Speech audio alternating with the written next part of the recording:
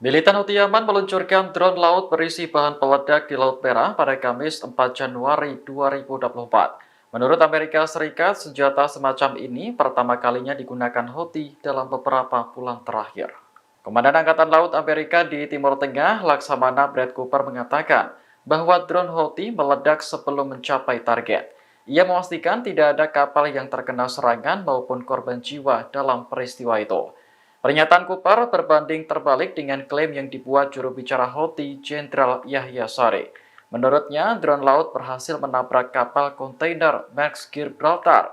Serangan ini dilakukan setelah awak kapal mengabaikan peringatan dari Houthi. Pakar senjata dari Institut Internasional Fabian Hinz mengatakan bahwa drone laut atau USV merupakan bagian penting dari persenjataan maritim Houthi. Senjata ini pernah digunakan dalam pertempuran sebelumnya melawan pasukan koalisi Arab Saudi yang ikut campur dalam Perang Yaman. Hinz mengatakan sebagian besar USV Houthi kemungkinan dirakit di Yaman, namun seringkali dilengkapi dengan komponen buatan Iran.